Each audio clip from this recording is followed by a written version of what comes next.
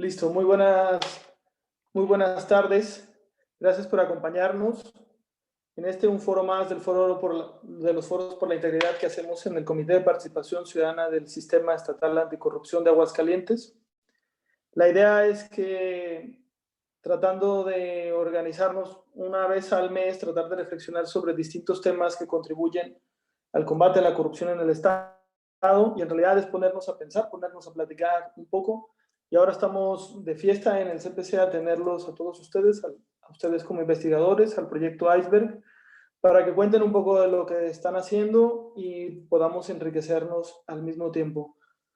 Sin más, les doy la cordial bienvenida a nombre de nuestra presidenta, la maestra Alejandra Yasmín, nuestra presidenta del Comité de Participación Ciudadana y del Sistema Estatal Anticorrupción, quien en un momento se integra. Y de forma así natural quisiera presentar al doctor Oliver Mesa como nuestro primer ponente, perdón. El doctor Oliver Mesa es profesor investigador de la División de Administración Pública del Centro de Investigación y Docencia Económica CIDE en la sede Región Centro en Aguascalientes. Actualmente se desempeña como coordinador académico de CIDE Región Centro. Su formación de grado universitario comenzó con la licenciatura de Relaciones Internacionales, posteriormente se graduó como maestro en Administración y Políticas Públicas por la Escuela de Economía y Ciencias Políticas de Londres, en el Reino Unido. En el 2011 fue Visiting Scholar en la Escuela de Asuntos Públicos de Lyndon Johnson, en la Universidad de Texas en Austin. Se doctoró en Políticas Públicas en México en el CIDE en el año 2013. La principal línea de investigación del doctor Mesa es el estudio de los procesos de política pública en los gobiernos subnacionales. Sus aportaciones han estado dirigidas a la incidencia en políticas públicas y al estudio científico de las políticas y de la administración pública. Ha participado en diversos foros para mejorar la eficacia del Estado subnacional en la elaboración de políticas públicas y para el combate a la corrupción en gobiernos municipales. Doctor, muchas gracias por estar aquí con nosotros. Por favor, adelante, tiene el uso de la voz por hasta 15 minutos. Adelante, doctor. Gracias, Francisco, y bueno, gracias a todos los colegas aquí presentes y al amable auditorio. Mi papel el día de hoy es básicamente presentar un proyecto de investigación en la cual todos los panelistas aquí presentes estamos colaborando.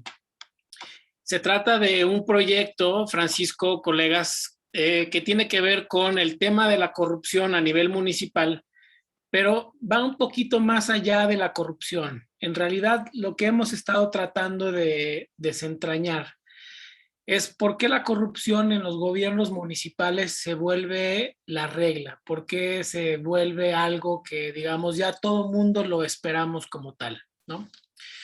Y este es un proceso un poco diferente al tema exclusivo de la corrupción, porque ya no nos interesa únicamente los, digamos, actos diádicos uno a uno de corrupción, o las mordidas, o el uso de palancas, o la escritura de contratos a modo, en fin, ya esa parte, digamos, es algo que lo damos por hecho, es una premisa, ocurre, y lo que ahora nos importa saber es cómo estos actos quedan en el tiempo impunes, ¿no? Y básicamente en el estudio que hacemos sobre la consolidación de la corrupción, el proyecto Iceberg reúne un grupo de investigadores nacionales e internacionales, quienes juntos estamos trabajando, cada uno observando una partecita diferente del elefante, para ver si al final logramos hacer una fotografía más o menos completa que nos pueda ayudar a entender cómo es que los múltiples actos de corrupción en los gobiernos municipales se hacen, se mantienen y se vuelven, digamos, la manera de operar.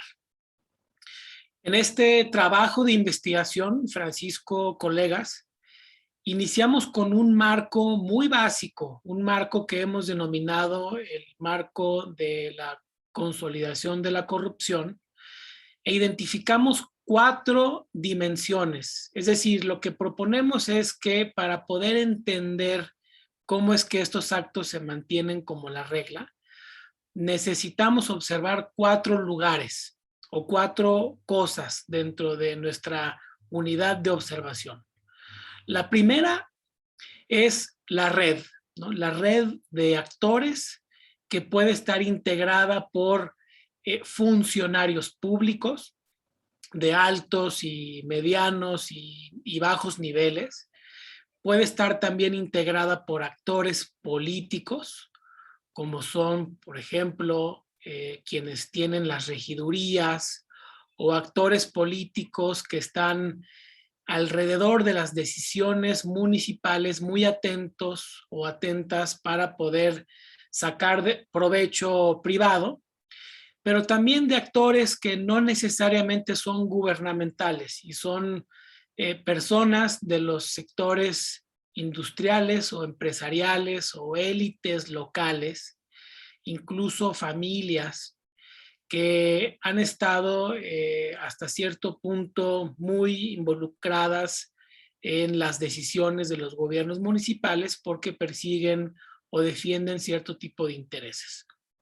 Entonces, es necesario poner atención a las redes, cómo se configuran estas redes, quiénes las conforman, cómo esta red se mantiene coaligada, cómo es coherente. Hemos encontrado diferencias interesantes entre un lugar y otro, dependiendo del contexto socioeconómico del municipio. Municipios donde existe una vocación económica muy importante pudieran tener regímenes diferentes a aquellos otros municipios donde quizá no hay un grupo élite que tenga el poder, y por lo tanto estas redes se configuran de diferentes formas. Eso es parte de lo que intentamos entender cuando hablamos de redes. La segunda cosa que buscamos observar, además de las redes, conocemos como mecanismos organizacionales. Y esto es básicamente aquellas diferentes formas que tienen las redes para operar, para hacer que otros participen.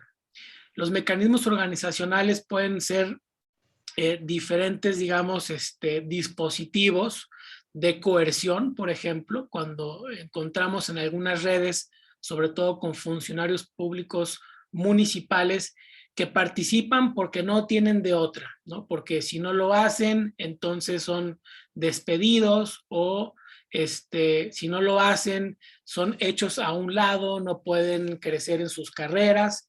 Entonces, hay varios mecanismos que son utilizados por estas redes para ejercer coerción, pero también para persuadir.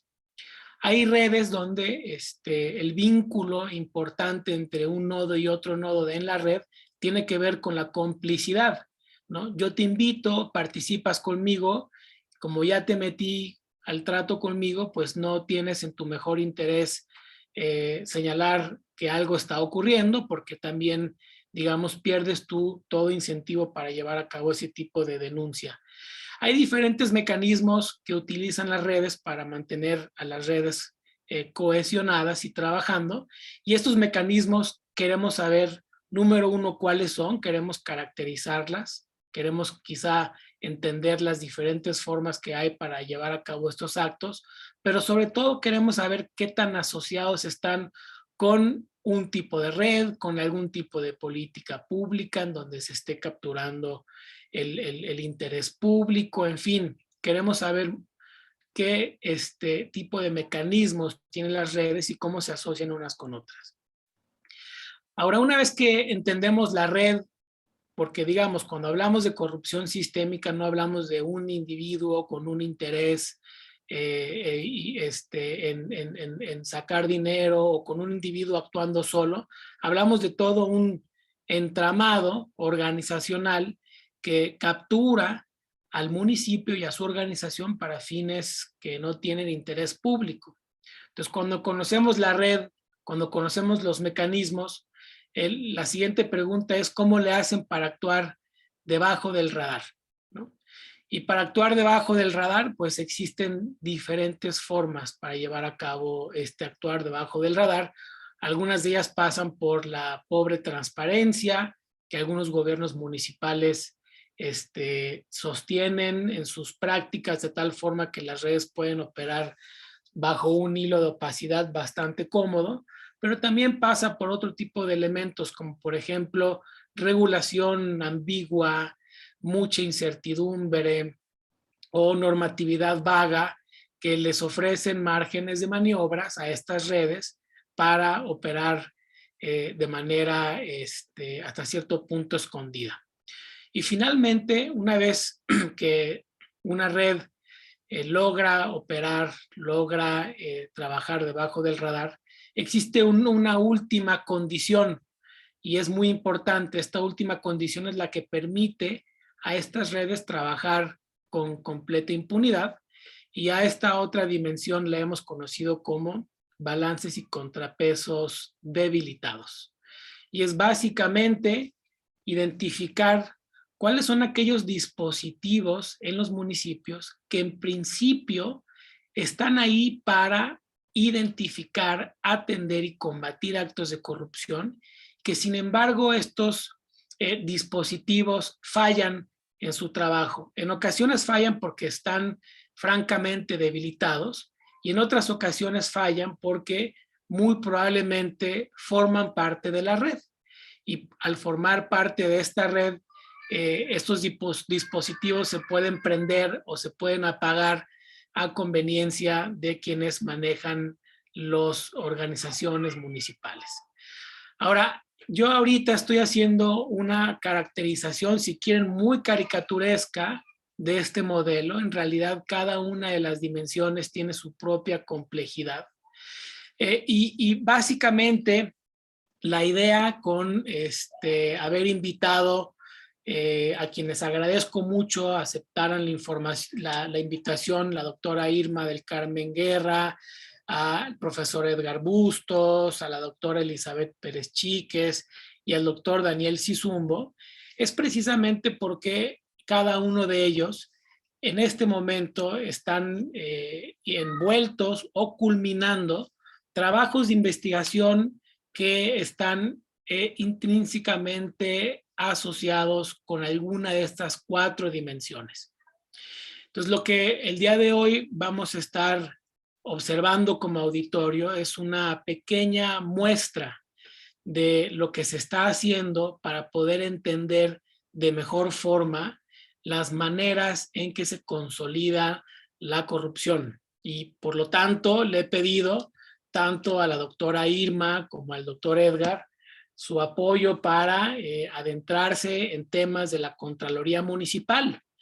Algo muy importante para conocer, querido auditorio, colegas, es que el tema de las Contralorías es un tema que a nivel internacional y a nivel nacional ha sido muy estudiado, pero al momento que nos pasamos al nivel municipal sobre todo, tenemos información, digamos, muy pobremente desarrollada, o por lo menos información que nos hace falta entender de mejor manera para poder identificar cuál es el verdadero peso, cuál es la verdadera función, o por lo menos cuál es la función ideal de las Contralorías Municipales, contrastado con las funciones que de facto realizan y cómo estas Contralorías Municipales, que son un dispositivo de balance y contrapeso, podrían tener retos importantes en este proceso de combate a la corrupción.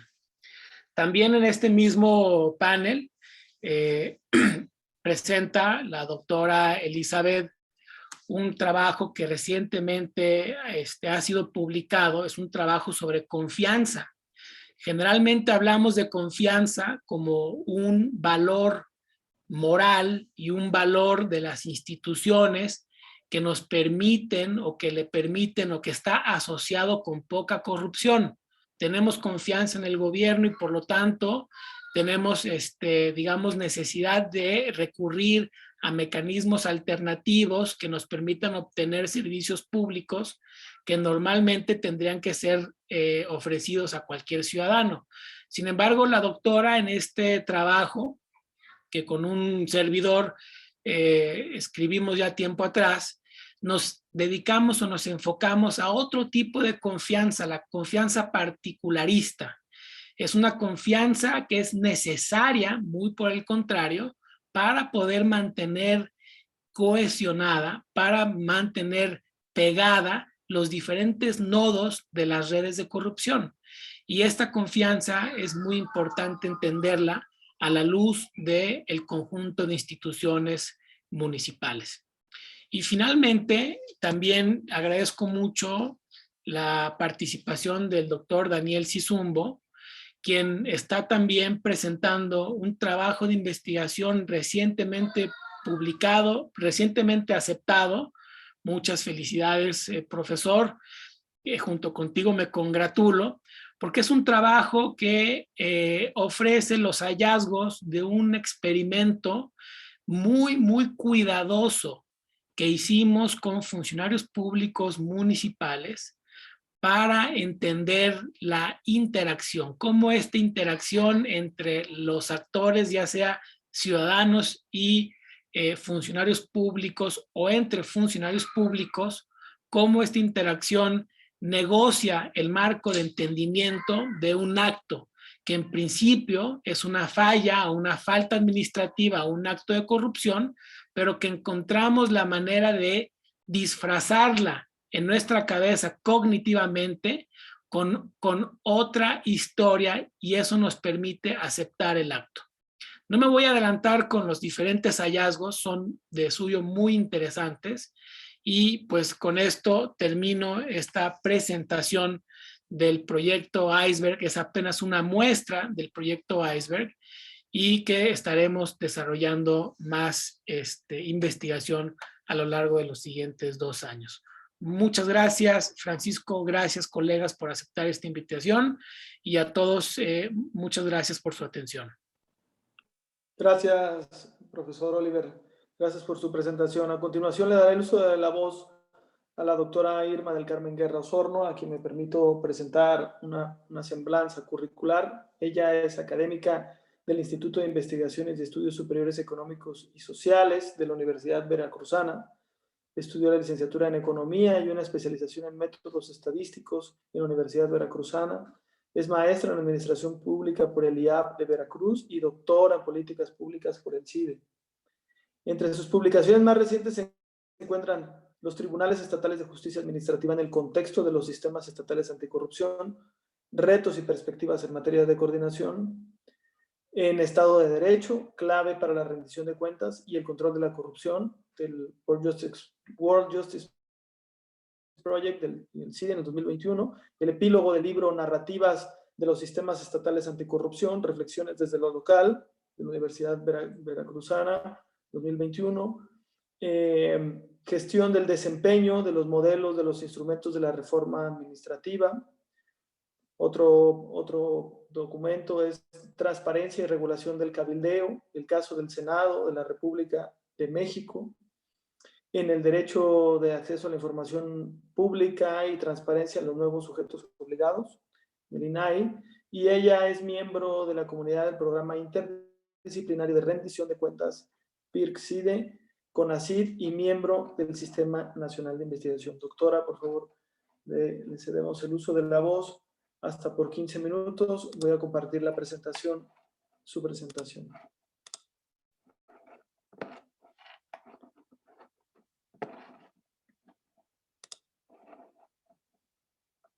Adelante, doctora. Gracias, Francisco. Buenas tardes a mis colegas y al auditorio.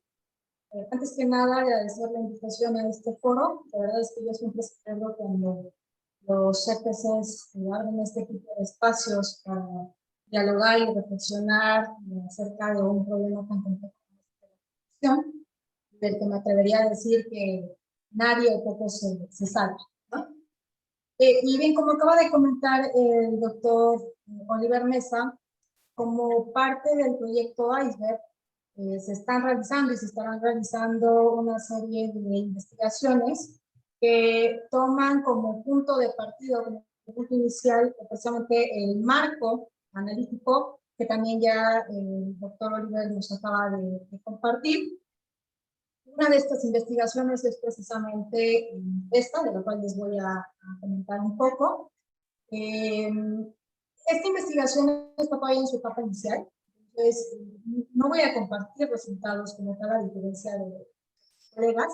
Más bien la idea es justamente presentarles un poco de qué va este proyecto y por qué es importante, ¿no? Específicamente por qué nos interesaría, además de lo que ya nos acaba de compartir el doctor Mesa, estudiar las contralorías municipales y específicamente cuál es su rol en la consolidación de la corrupción. Ahora bien, ¿por qué hablar de consolidación? En realidad, en la literatura hay mucho acerca, por ejemplo, de las causas de la corrupción, ¿no? Se ha estudiado desde un nivel individual, organizacional, societal, básicamente, ¿no? Pero en realidad hay poco sobre cómo es o cuáles son los mecanismos que permiten que la corrupción, una vez que se da, se localiza o se incruste de tal forma que revertirla es bastante complicado, ¿no? Justamente aquí el rol de las contralorías municipales es fundamental para entender también esta parte, ¿no? Siguiente, de favor, Ignacio Francisco.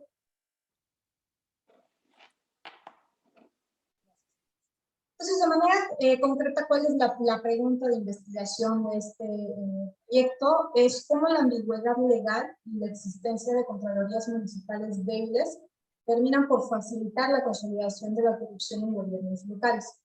Ahora un poco de contexto muy general y muy rápido. Recordaremos que como parte de las reformas que se llevan a cabo en 2015 de combate a la corrupción, en julio de 2016 se aprueba la Ley General de Responsabilidades Administrativas.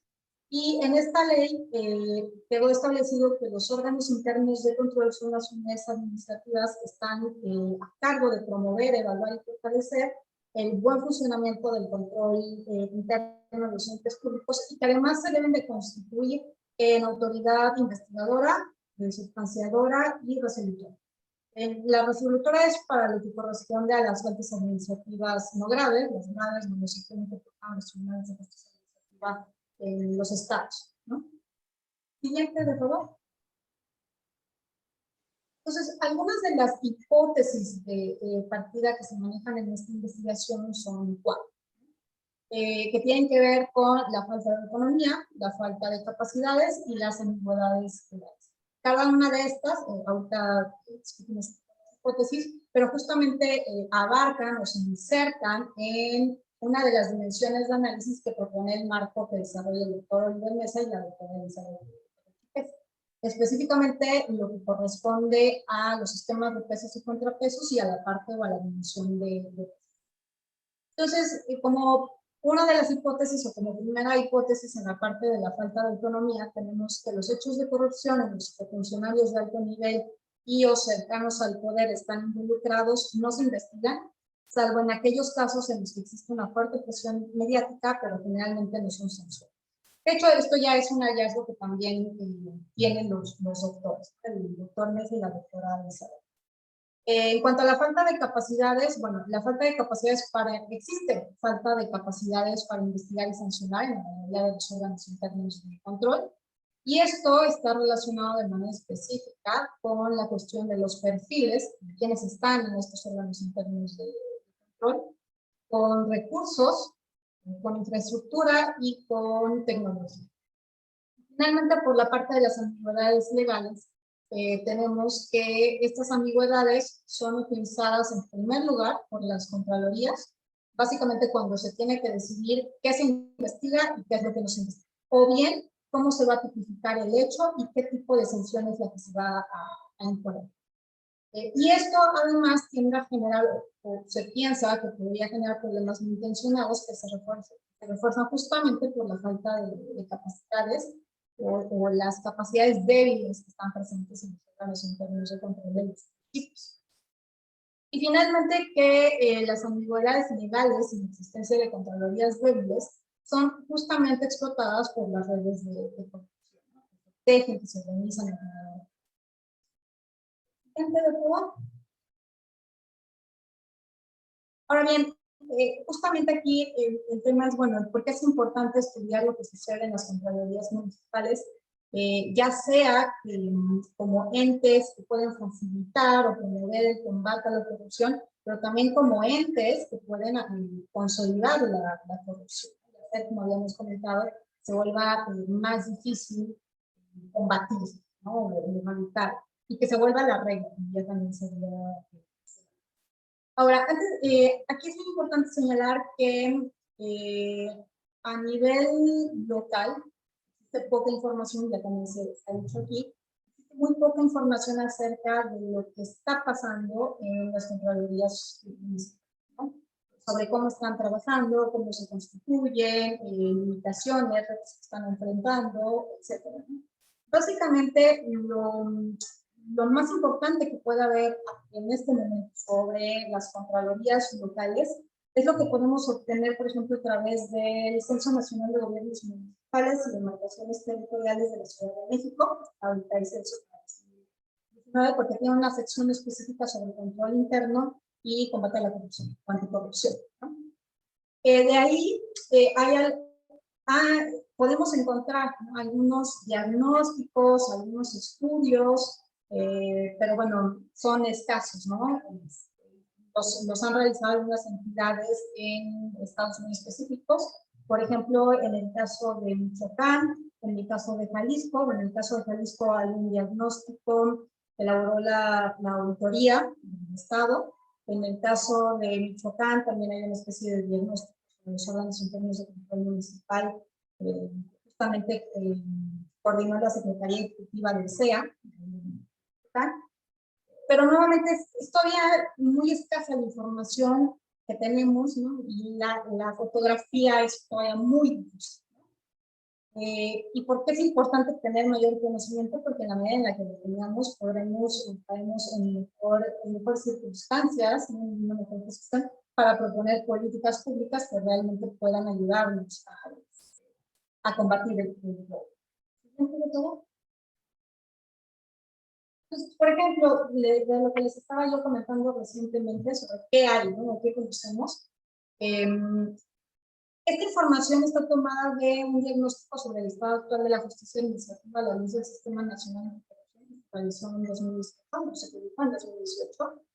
Justamente aquí colaboran algunos colegas, algunos profesores, investigadores de CIDE. Y bueno, lo que encuentran es que, por ejemplo, de los expedientes de responsabilidad administrativa que turnan los órganos internos de control a los tribunales de justicia administrativa en los estados, el 58.82% es devuelto por sustanciación incompleta.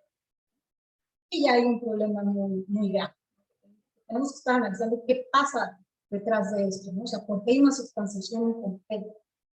Bueno, esto sin contar, por ejemplo, los que se desechan, los que son de incompetencia, o incluso los que se... Por ejemplo, para este periodo que analizaron, solamente el 26.47 entró a trámite, ¿no? O sea, realmente está situación, bueno, no para espantarnos, pero sí para ocuparnos, ¿no? Y ver qué está pasando ahí.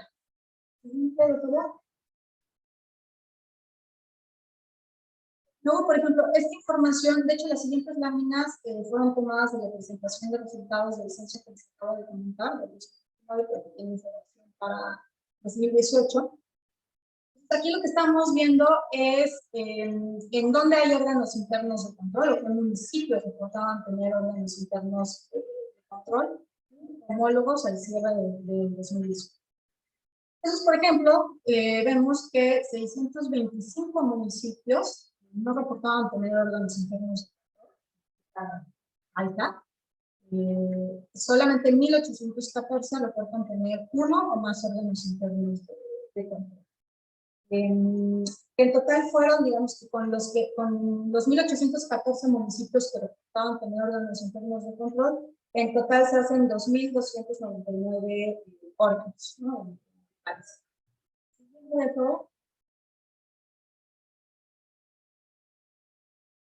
Luego aquí lo que podemos ver en la ventana izquierda o en el mapa izquierdo, perdón, son los municipios que iniciaron investigación por presunta responsabilidad de faltas administrativas.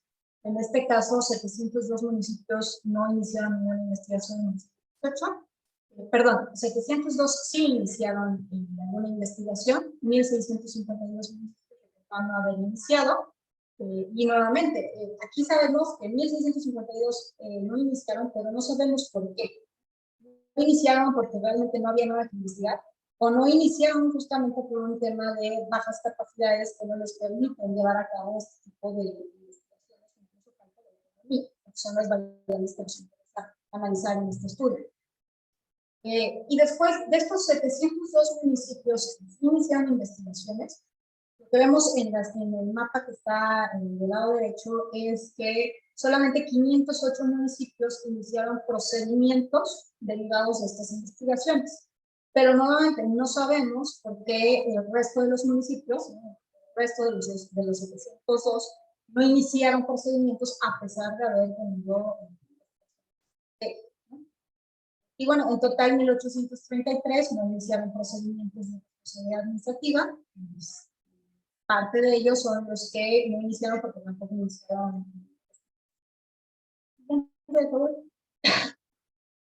Aquí están, lo que vemos son las sanciones impuestas por faltas no graves, la siguiente lámina va a tener las faltas graves, y entonces podemos ver del lado izquierdo cuáles fueron estas faltas no graves, por ejemplo, omisión de la presentación de la declaración patrimonial, algo muy común.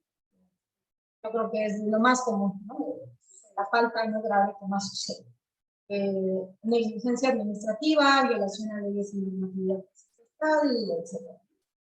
Y después tenemos en cada columna el número de sanciones y el tipo de sanción que se impuso. Desde la administración privada o pública hasta las sanciones económicas. Nuevamente, ¿qué falta conocer aquí? ¿Cuál es la diferencia? ¿No? El criterio bajo el cual en algunos casos se hace simplemente una administración privada a alguien que no presentó, dio presentar su declaración patrimonial o de interés, y aquella que recibe una sanción económica. Lo mismo para los demás, pero digamos, la más sencilla y la que no se ocurre, la ausencia o la omisión de presentar la declaración, ¿no? Y de hecho, bueno, aquí podemos ver que no son solamente esas distinciones, también hay suspensión del empleo, destitución, interrupción temporal y otras sanciones administrativas. Siguiente, por favor. Ok, y esta ya aquí vemos la información de lo que corresponde a las faltas graves, normalmente que van desde el abuso de funciones, desacato, desvío de recursos públicos, hecho, actuación bajo conflicto de interés y bueno, otras faltas graves. Que además, como les comentaba, son las que los órganos internos de control están obligados a firmar a los tribunales de justicia para que ellos sean los que. Y nuevamente tenemos el tipo de sanción que se puso y el número de sanción. Pero al igual que en el caso anterior, lo que nos falta para entender esta foto es qué está marcando la diferencia entre un tipo de sanción y otro ante un determinado tipo de falta grave.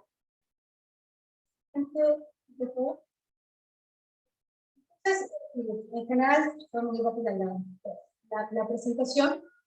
Pero un poco les decía, la idea era compartirles un poco de qué va el tema, qué es lo que nos interesa. Esta última parte que les presentaba, me parece que viene a reforzar esta idea de la escasa información, la poca información que hay al respecto, que necesitamos ir incluso más allá para tratar de conocer qué es lo que nos está explicando estos números, qué es lo que nos está explicando estos ¿no? Un mismo tipo de falta administrativa, pero sobre todo me parece que hace falta mucho conocer cómo están los órganos internos de control. Mucho, por ejemplo, los diagnósticos que les comentaba, el Jalisco, el Michoacán, uno de los hallazgos, ¿no?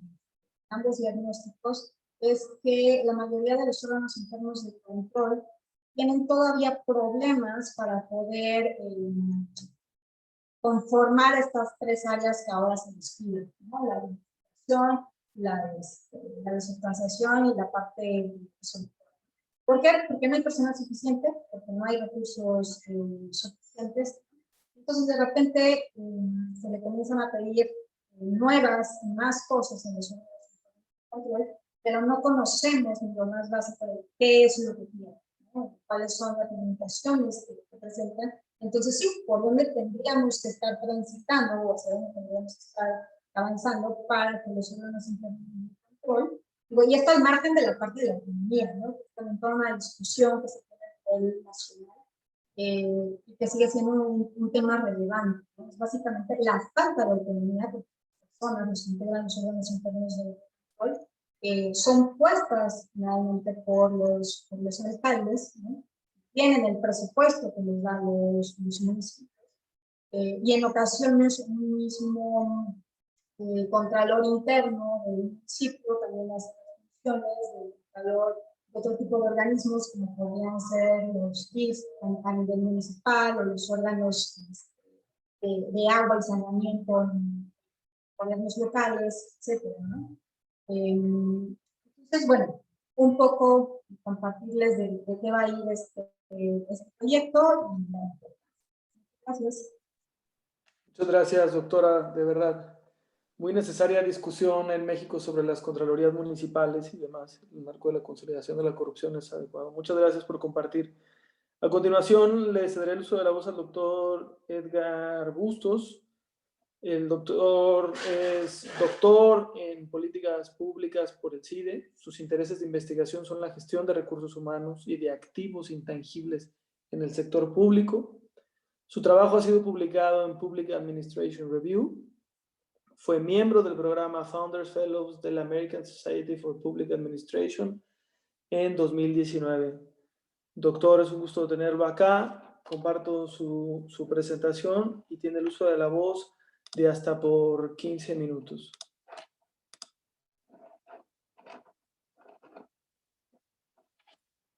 Cuando usted diga, doctor. Estaba muteado, pero muchas gracias, Francisco, por la presentación. Gracias, Oliver. Es un gusto estar aquí, colegas, compartiendo y siendo parte del proyecto Iceberg. Yo les voy a hablar un poco más de lo mismo de lo que ya les platicó Irma. Ella, en lo que nos acaba de platicar, ya tiene como una pregunta más definida o sabe qué caminos va a explorar, más o menos. Yo estoy un paso más atrás. También estuve explorando los datos de los censos del INEGI. Esta presentación van a ver incluso los mismos datos, que creo que coincidimos que fueron los más relevantes. Mostraré algún dato extra de lo que ella ya les platicó y algunas ideas que a mí se me han ocurrido a partir de la revisión de los datos, que creo que pueden ser importantes para seguir explorando cómo los órganos internos que tendrían que ser, pues, este check and balance tan relevante porque están ahí en el día a día de las organizaciones, que están auditando, que están viendo los comportamientos, que tienen que dar seguimiento a las declaraciones patrimoniales, de intereses, etcétera. ¿Por qué sí funcionan en algunos casos, por qué en otros casos no funcionan? Entonces, creo que estos datos, si bien a mi parecer son meramente descriptivos, a diferencia de otras encuestas de INEGI, donde miden como las percepciones, como otras cosas, aquí únicamente están contando el número de casos de sanciones, de declaraciones, etcétera. Creo que nos pueden dar un poco luz de qué pasos podemos dar para seguir estudiando este tema de la corrupción en el nivel municipal. Esta presentación la hice en colaboración con Fernando Santiago, que es un estudiante del CIDE. Y si puedes mostrar la primera diapositiva, por favor.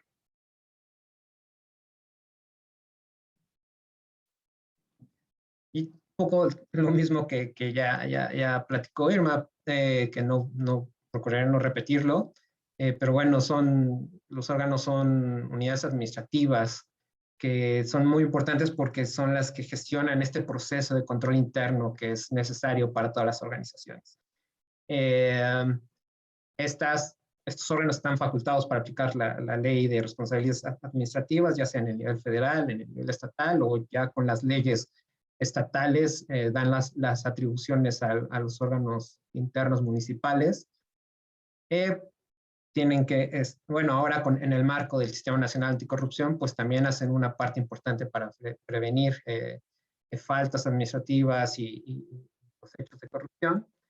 Se encargan en parte de las investigaciones, subsanciones y clasificación de las faltas. Cuando son graves, ellos se encargan de recibir quejas, denuncias, pero las investigaciones se hacen a través de los entes fiscalizadores estatales y pues las resoluciones a través de los tribunales administrativos. En el caso de faltas no graves, junto con las secretarías de la función pública y sus homólogos a nivel estatales, son quienes realizarán parte de este proceso.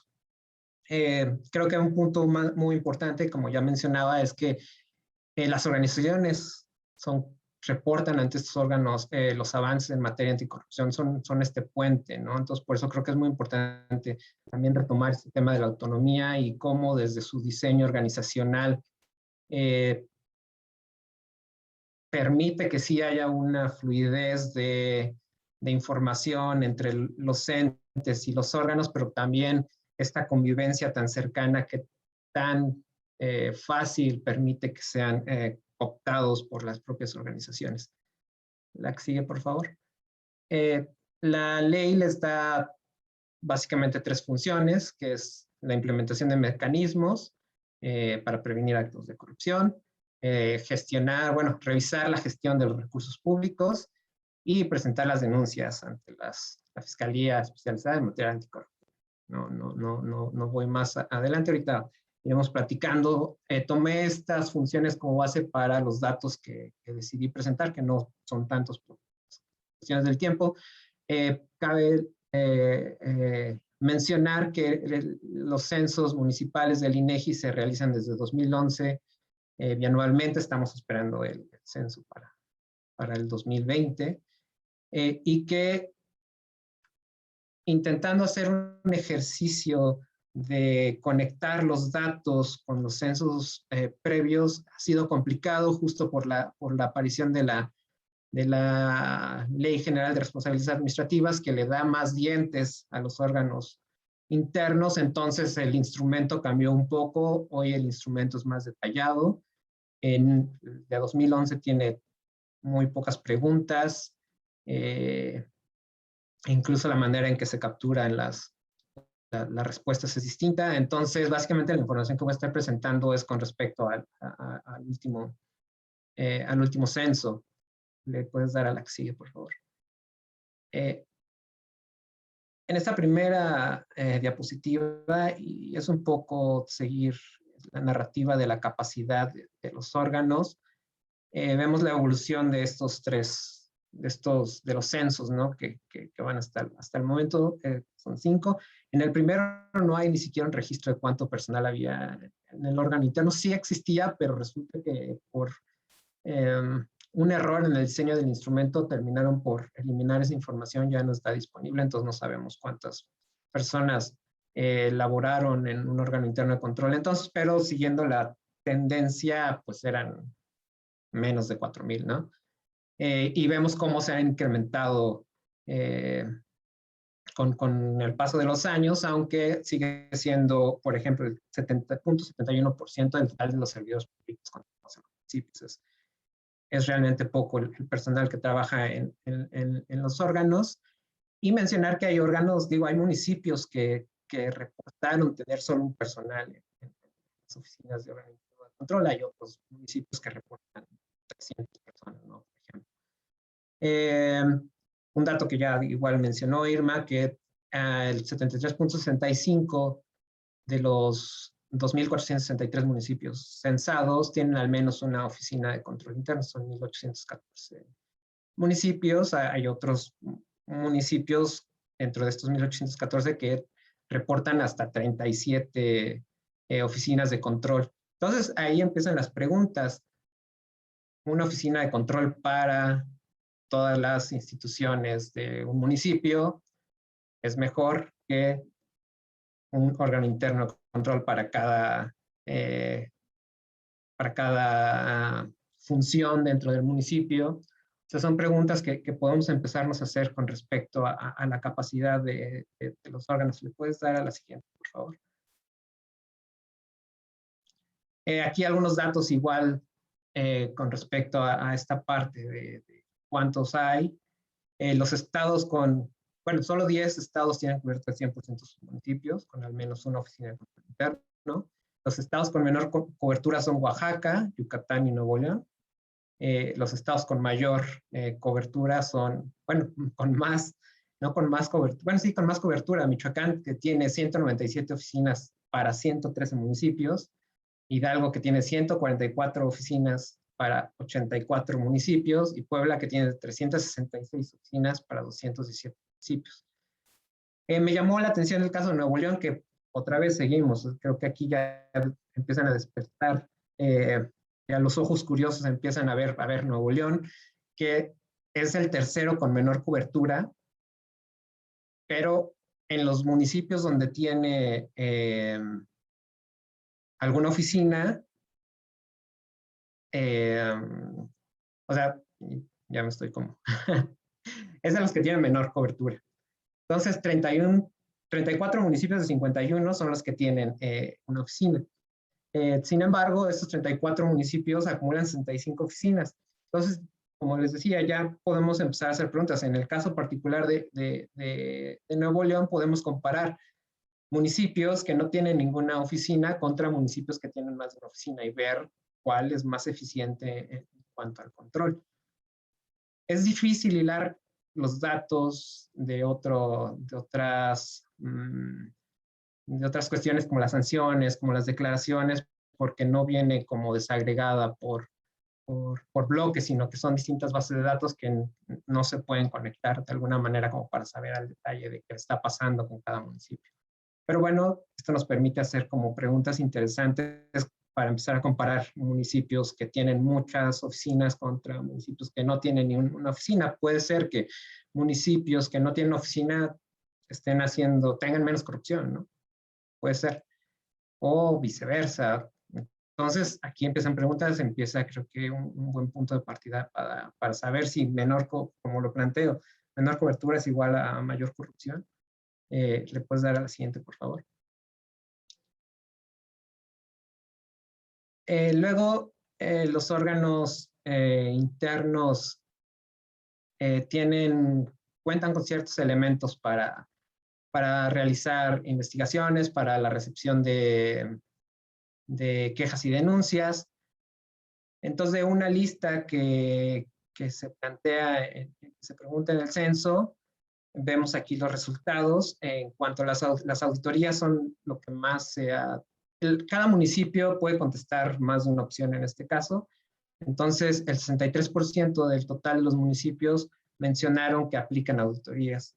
El 56% llevan un control con respecto a la declaración patrimonial de los servidores públicos. El 38% tienen mecanismos de Contraloría Social y el 36% llevan algún control sobre las declaraciones de conflicto de interés y así sucesivamente. Aquí, por ejemplo, me llama la atención que solo el 56% contesta en cuanto a la declaración patrimonial, reconocer elementos para llevar a cabo este registro. Sin embargo, existe una plataforma que se llama Declaranet, donde todos los servidores están obligados a declarar su información.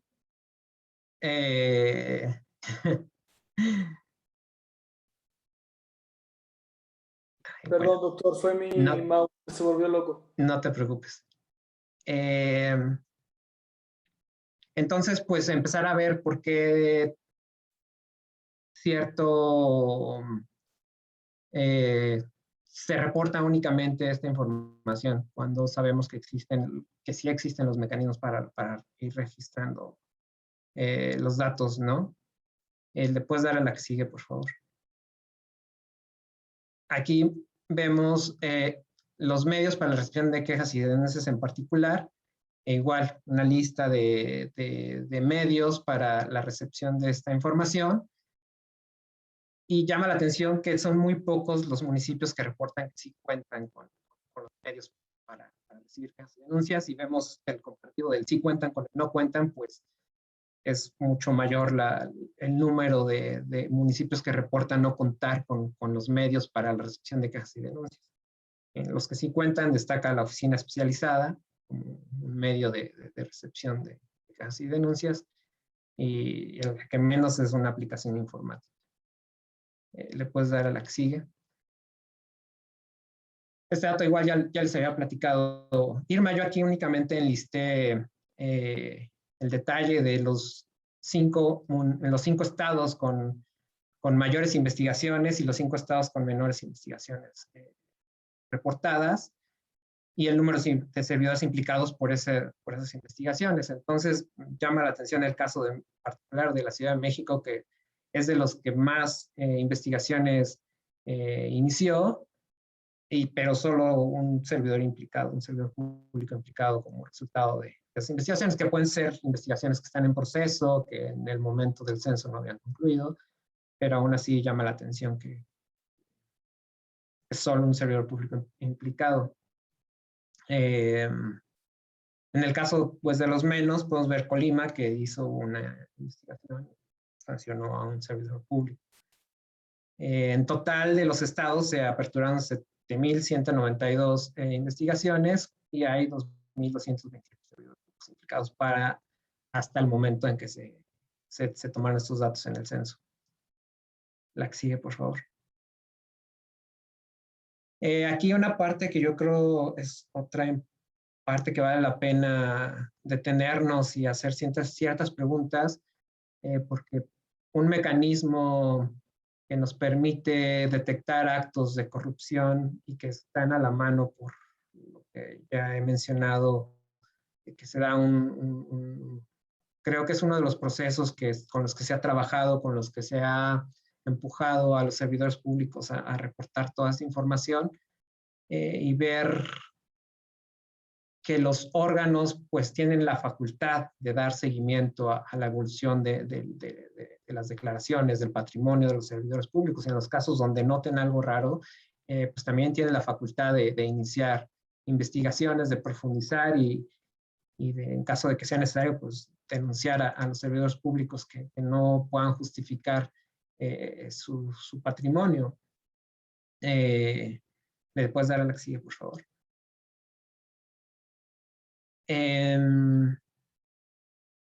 Aquí, de la misma manera, lo que hice fue 5 municipios con más, el porcentaje es el porcentaje de incumplimiento.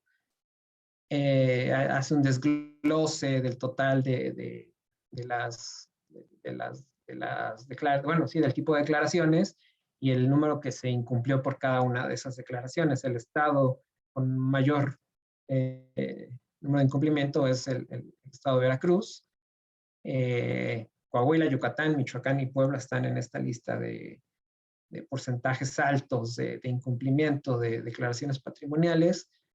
Y por su parte, encontramos a Colima, a Nuevo León, que ya como platicamos, un caso interesante, pues es de los que tienen como, mayor tasa de cumplimiento. Aguascalientes, por ejemplo, que es también el que mejor tasa de cumplimiento tiene, solo tiene una tasa de incumplimiento de 5.32%. Entonces, otra vez, seguir preguntándonos la capacidad, y tenemos también elementos con estos mecanismos de control, si los órganos cumplen su función o están cumpliendo estas 3 funciones que les mandata la ley de responsabilidades administrativas. Al siguiente, por favor.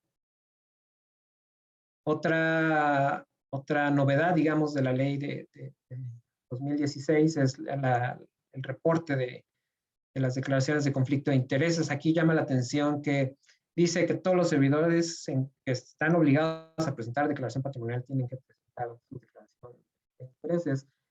Ahorita, como vamos a ver en las cifras, esto no cuadra con los datos que reporta el censo del INEGI. Y además de la declaración de conflicto de intereses, también menciona el registro de constancia de presentación de declaración fiscal. Ese dato no está capturado en el censo y también vale la pena revisar si los municipios están recopilando la información con respecto a la declaración fiscal como un mecanismo de control, como lo es la declaración patrimonial, como es esta de conflicto de intereses. Le das a la que sigue, por favor.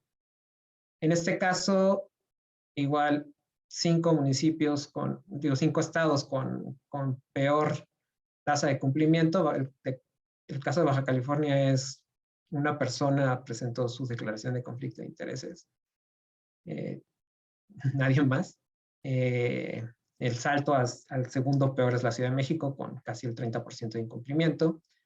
Y en el caso de los que sí cumplieron, encontramos San Luis Potosí, Aguascalientes, Tlaxcala, Sonora, Tamaulipas. O sea, la variación entre los de declaración patrimonial con el número de conflicto, con este dato de conflicto de intereses, como ven, varía. El caso de Aguascalientes, por ejemplo, está entre los que en ambos casos están cumpliendo, pero también si vemos el número de personas obligadas es poco, ¿no?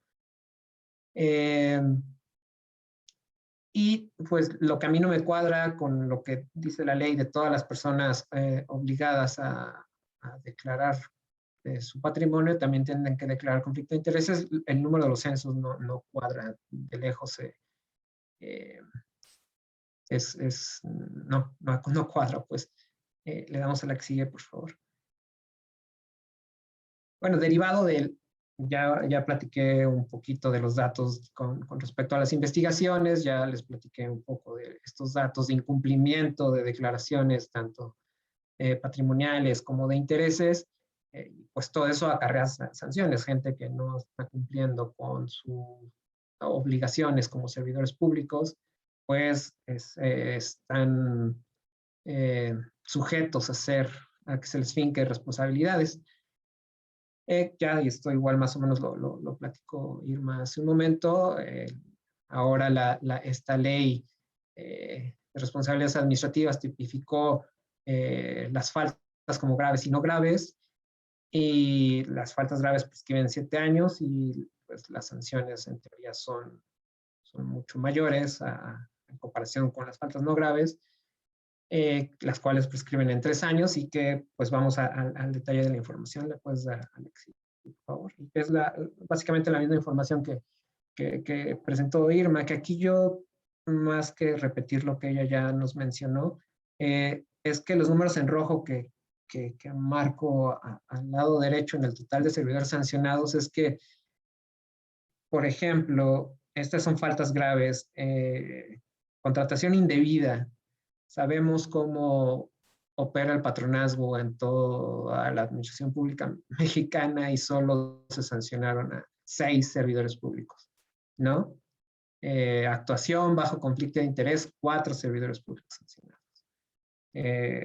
¿Cuál me llamó la atención? Tráfico de influencia, nada de tráfico de influencias en el gobierno municipal, 0 personas sancionadas. También me llama la atención lo que platicaba Irma también hace rato con respecto a la ambigüedad. Está la categoría de otras faltas graves y es la que más servidores sancionó, ¿no? Entonces, no, digo, valdría la pena explorar y qué son esas otras faltas graves que no podemos saber, pero que es como de llamar la atención que tenemos un catálogo, creo, bastante extenso de tipos de faltas graves y cuáles son esas otras faltas graves, ¿no? Si no se está sancionando a nadie por contratación o a casi nadie por contratación indebida, entonces, ¿qué son esas otras faltas graves? Otras caemos en el terreno de las redes, de las normatividades flojas, de la ambigüedad. ¿Le puedes dar a la que sigue, por favor?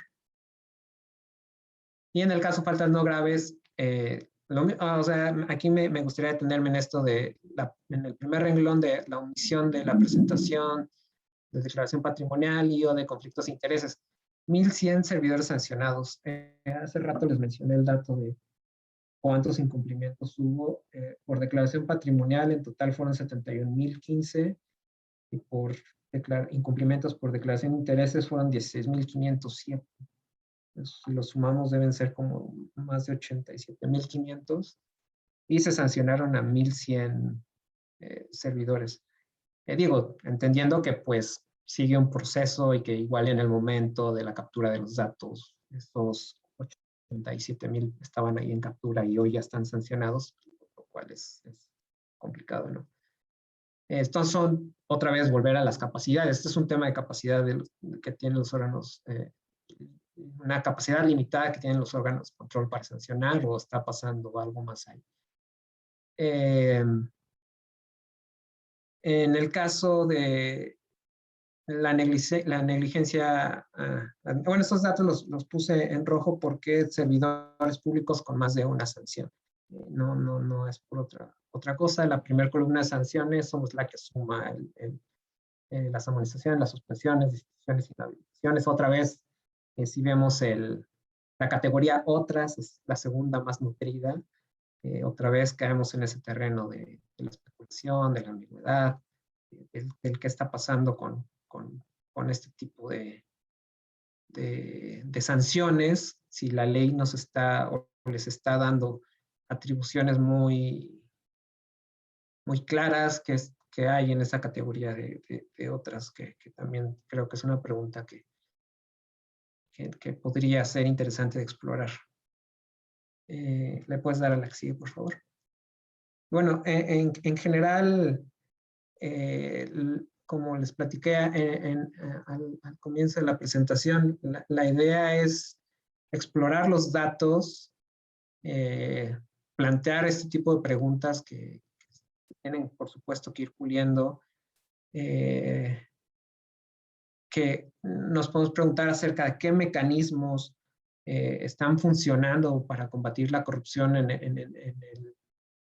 el nivel municipal, porque como pasa como pasa con casi todo, en el papel, cuando vemos las leyes, todo es perfecto, cuando vemos lineamientos, todo es perfecto, todo está muy bien escrito, muy bien definido, pero ya en la operación hay algo en la implementación es donde siempre pasa algo.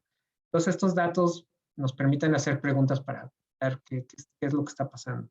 Es un tema de capacidad, es un tema de que estos mecanismos no están funcionando, es un tema de ambigüedad, es un tema de que las contralorías ya están cooptadas por las instituciones. Creo que surgen preguntas que son interesantes y que vale la pena en el marco del framework que elaboraron Oliver y Elizabeth, pueden ayudarnos a dar luz sobre lo que está pasando en el nivel municipal. Gracias.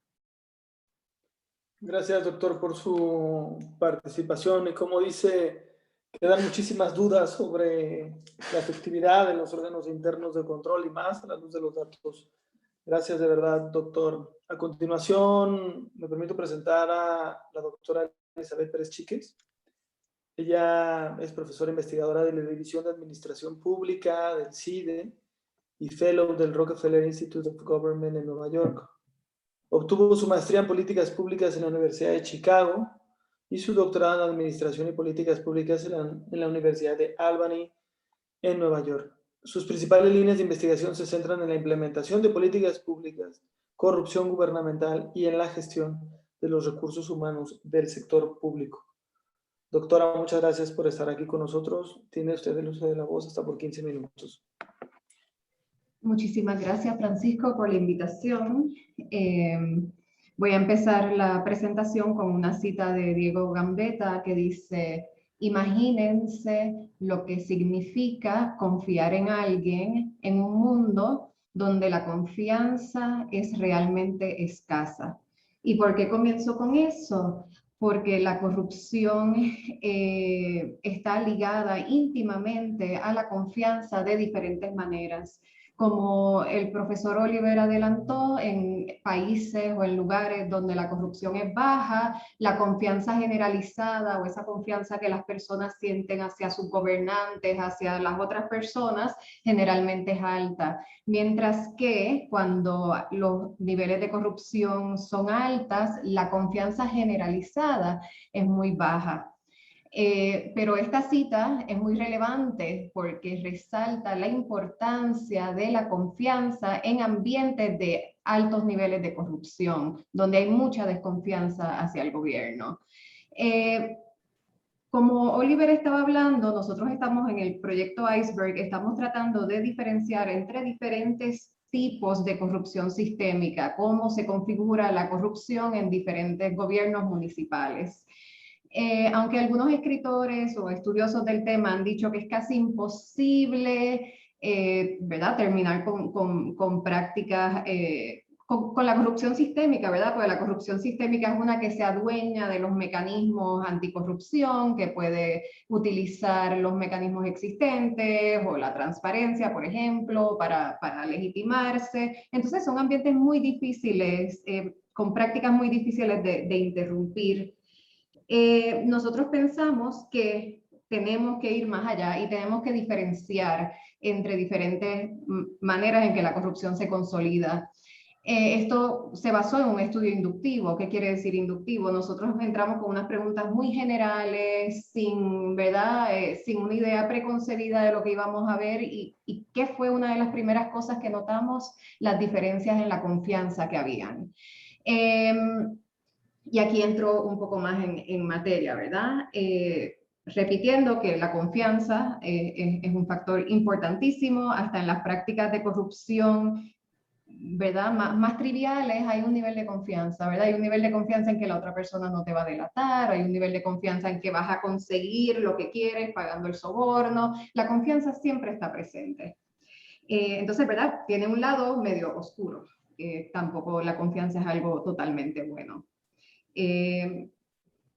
Entrando en materia, comparamos dos ciudades, hicimos 50 entrevistas a profundidad con todo tipo de empleado municipal, ex empleado municipal, empresario, entre otros.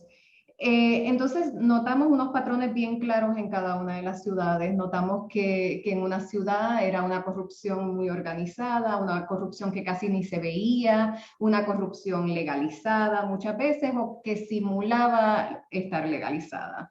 En la otra ciudad que vimos, un gran desorden, parecía súper corruptísima, todo el mundo quejándose de la corrupción, los ciudadanos siendo afectados directamente. Era una corrupción muy desorganizada.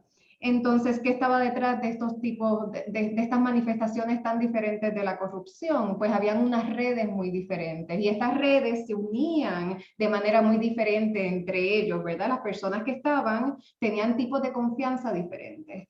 En la ciudad donde predominaba, ¿verdad?, este aparente orden, lo que veíamos era una confianza partidista muy grande y basada también en relaciones personales.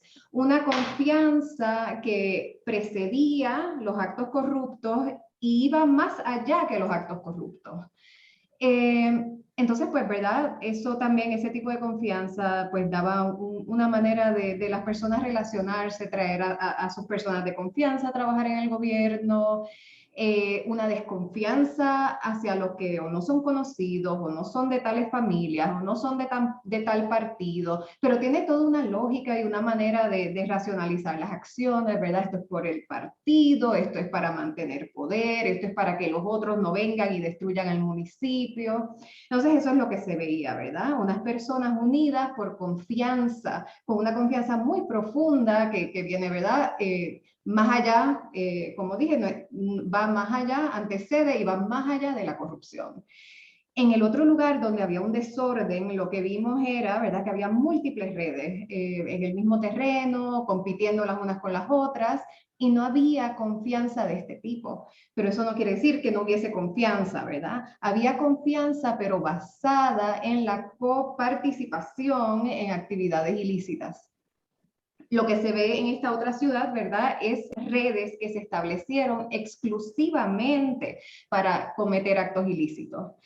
Entonces, la confianza que se desarrollaba era muy específica, o sea, no era que te conocía de antes, no era que eres de mi partido, o que eres el hijo de fulanito, es que los dos participamos en este esquema de corrupción y somos cómplices. ¿Y qué quiere decir ser cómplice de alguien, verdad? O sea, si tú traicionas, es como que tú tienes, ¿verdad? El destino de la otra persona en tus manos, de cierta manera, y eso requiere un nivel de confianza muy alto. Si esta persona te delata, ¿verdad? Pues, ¿verdad? Lo puedes perder todo. Entonces, pues, se veía esa diferencia bien clara en la manera en que los diferentes individuos en las redes se relacionaban. ¿Por qué? ¿Verdad? Porque esto es importante. Nosotros pensamos que esto es importante y tiene, ¿verdad? Para nosotros una clara línea para intervenciones. No es lo mismo uno intervenir con el peso de una confianza generada y que va más allá del acto nada más, ¿verdad? Pues tiene una racionalización muy fuerte, tiene un componente de lealtad, por ejemplo, partidaria o familiar, muy fuerte. Y aunque de inicio Oliver y yo dijimos, ay, esta ciudad con esta corrupción tan organizada, pues como que sería más fácil, pensamos que tal vez sería más fácil intervenir ahí, pero creemos ahora que es lo opuesto, que es más difícil con todo ese peso de esa confianza que tiene toda una tradición detrás, ¿verdad? Y que va más allá de un acto corrupto, y que es una manera de organizar ese municipio también. En el otro vemos, en el municipio donde lo que vemos es complicidad, vemos que hay una valiosa oportunidad para intervenir con los empleados municipales. Estos empleados, o sea, la complicidad pues no solo tiene confianza, no solo es como una confianza transaccional, como hablé hace un ratito, ¿verdad? Te doy esto y confío que tú me vas a dar esto otro, ¿verdad? Estamos los dos en un mercado negro y pues está esa confianza. En la complicidad hay miedo, hay todas estas emociones envueltas que mantienen a las personas activamente participando ¿verdad? de estos actos corruptos. Y el factor del miedo es importantísimo, ¿verdad? Podemos pensar que la confianza genera pues sentimientos positivos entre las personas, confío en ti y, ¿verdad? Te doy esta responsabilidad. Pero el miedo también te une a la otra persona de cierta manera. Tú no vas a actuar de una manera contraria porque tienes miedo a que te boten del trabajo, tienes miedo a que te maten, tienes miedo, o sea, y el miedo estaba ahí coexistiendo fuertemente también con esa complicidad. Y volviendo a la intervención, ¿verdad? Nosotros pensamos que en una ciudad donde el empleado municipal entra y no es por estas redes muy fuertes, familiares, partidistas, de élites, sino que cuando entra es que los reclutan, ahí vemos una oportunidad de intervención, una oportunidad de nosotros, ¿verdad?, reclutar antes ese empleado, antes de que esté, ¿verdad?, con miedo, con complicidad, con ese, ¿verdad?, que se envuelva en estas otras redes. Hay una oportunidad para competir, para que el empleado genere confianza hacia el patrono, que es el municipio, que lo puede proteger, que puede apoyarlo, que puede darle seguridad. Entonces, pues ahí vemos ese tipo de posibilidad de intervención. Entonces, bueno, pues básicamente este ejemplo de la confianza lo utilicé para ilustrar el tipo de diferenciación que nosotros estamos haciendo, que es una diferenciación muy específica de cuáles son los mecanismos, ¿verdad? Pues son las redes, puede ser la misma práctica, como Edgar hablaba de patronazgo, pueden ser las mismas prácticas, el soborno, ¿verdad?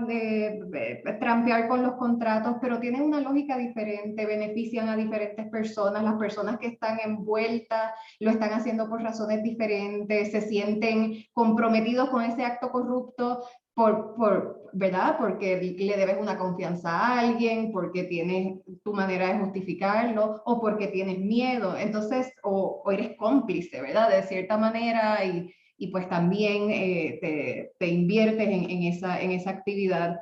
Entonces, pues otra vez como modo de ejemplo de las diferenciaciones que queremos llegar a hacer para desarrollar o para ayudarnos a pensar en intervenciones que puedan interrumpir estos patrones que están tan arraigados en diferentes municipios, y que no sea simplemente la corrupción, hay corrupción sistémica, o hay mucha corrupción en este municipio, no se puede hacer nada, o hay que explotar el municipio y hacer algo diferente totalmente. Es ver, ¿verdad?, cuáles son los diferentes tipos, qué podría funcionar en cierto lugar o no. Igual lo que les acabo de decir, tal vez no funcionaría, ¿verdad? Pero vale la pena intentar y decir, ok, aquí esa confianza no está, tenemos una posibilidad de intervenir mejor que tal vez en el otro contexto.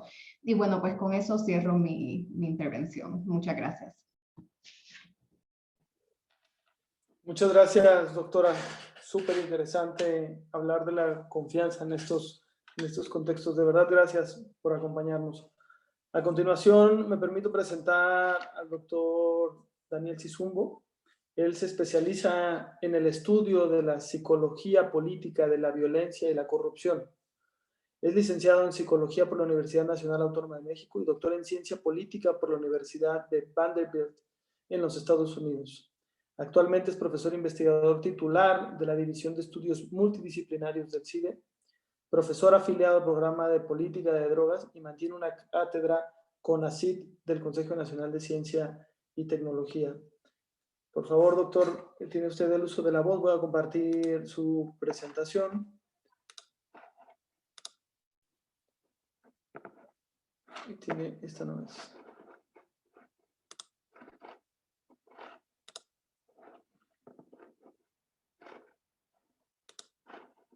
Ahora sí, doctor. Sí, por favor, adelante, tiene usted el uso de la voz. Ok, muchas gracias, Francisco. ¿Sí me escuchan? ¿Todos bien? Excelente. Sí, muy bien. Pues, ay, déjame, es que ahora que tomé esto, ocupó toda mi pantalla y no puedo dejar cómo puedo. Ahí está, perfecto. Ya está. No, pues primero que nada, muchísimas gracias a todos por venir aquí. Muchas gracias a la audiencia, sobre todo por llegar hasta el final. Si es que alguien llegó hasta el final de las presentaciones, pues muchísimas gracias.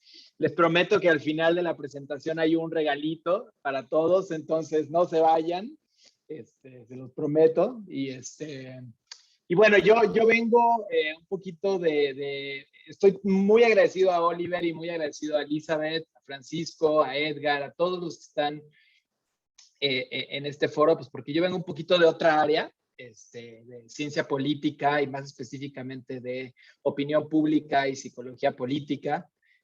Mi trayectoria más bien se enfoca a esa área y este trabajo, ahora aceptado para su publicación en Political Behavior, es un fruto del trabajo multidisciplinario, ¿no?, que se viene haciendo en el CIDE Aguascalientes y que espero tenga la oportunidad de hacer con otros de ustedes, ¿no? Y se enriquece de ambas perspectivas. Entonces, bueno, para empezar, pues si quieres pasar a la siguiente, no tengo que hacer mucha motivación aquí, pero bueno, digamos, esta presentación la pensé para un público en general, ¿no? La corrupción es uno de los temas de mayor interés, no solo en México, sino en América Latina y alrededor del mundo. Siguiente.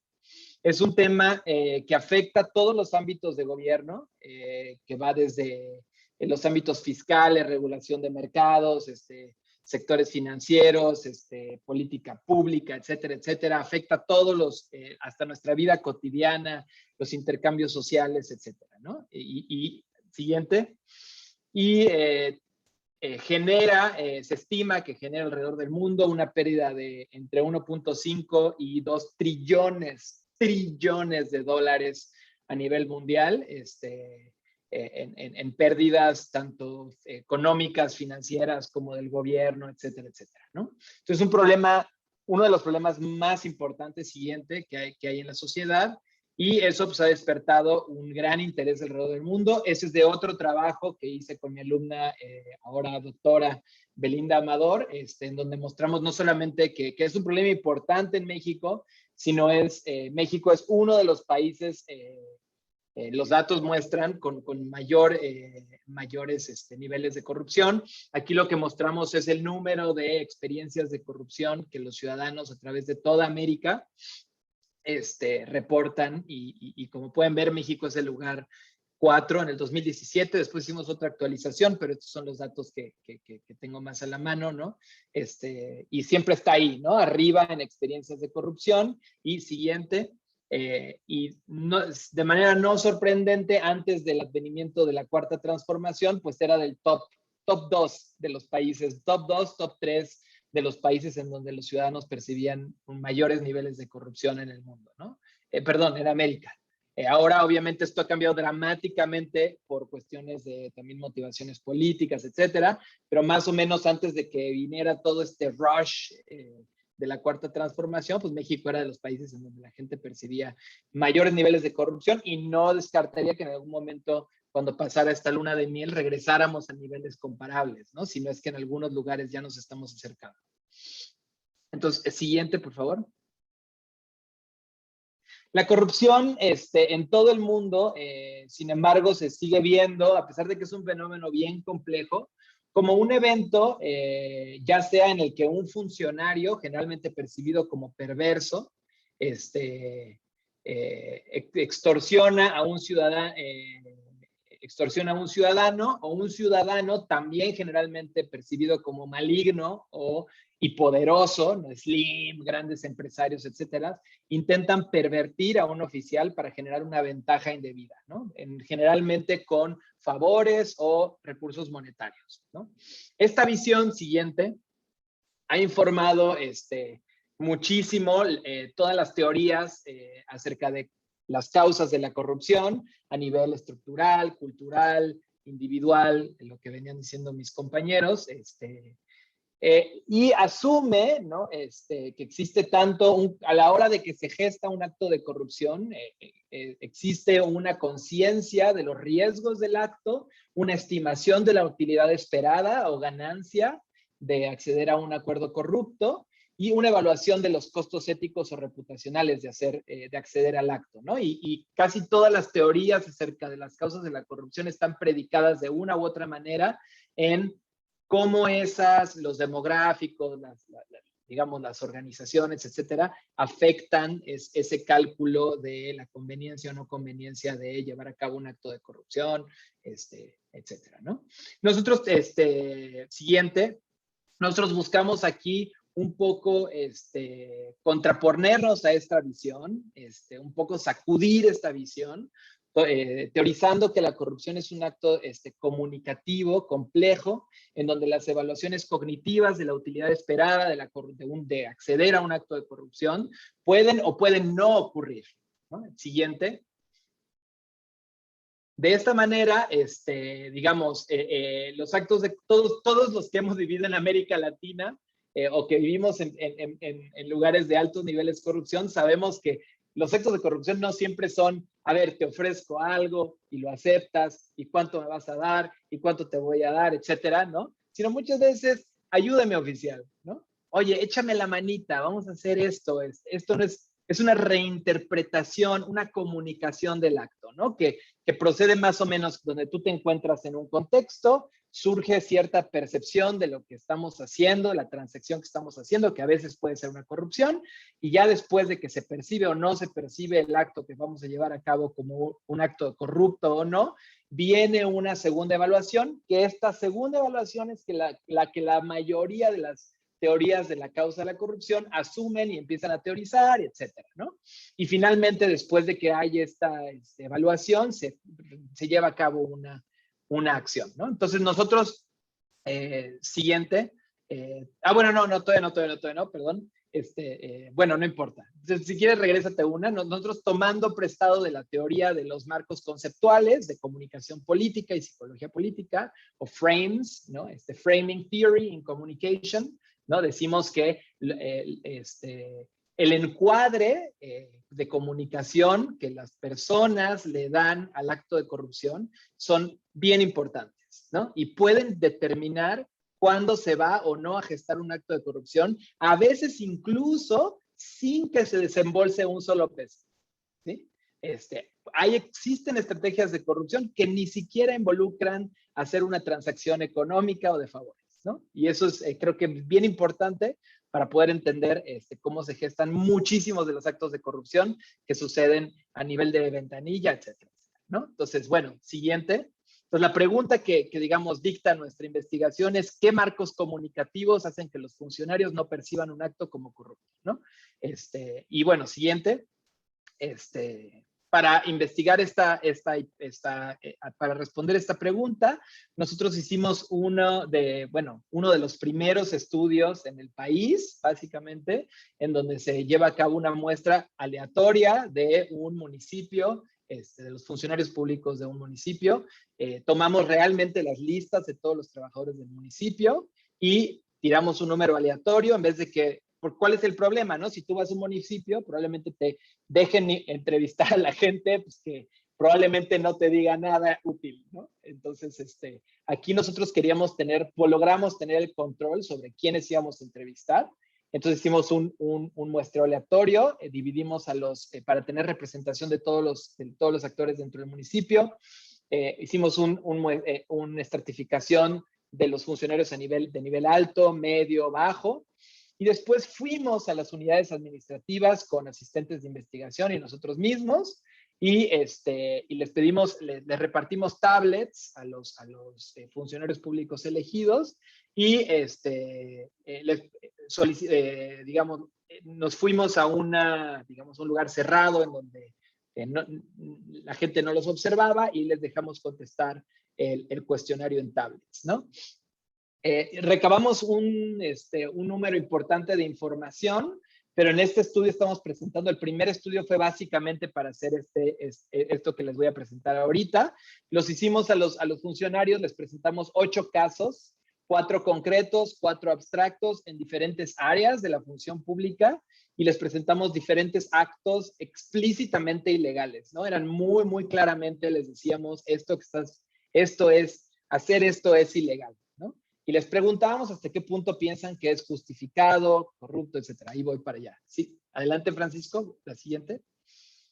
Bueno, nuestra muestra es bien interesante, ¿no? Porque ustedes estaban hablando de los datos del censo. Y bueno, el censo, para quien nos está escuchando y no lo sabe, pues básicamente le mandan un cuestionario. No es realmente un censo de los funcionarios públicos, sino que le mandan un cuestionario que puede contestar el presidente municipal, el secretario de gobierno del municipio o el director de tecnología e información, ¿no?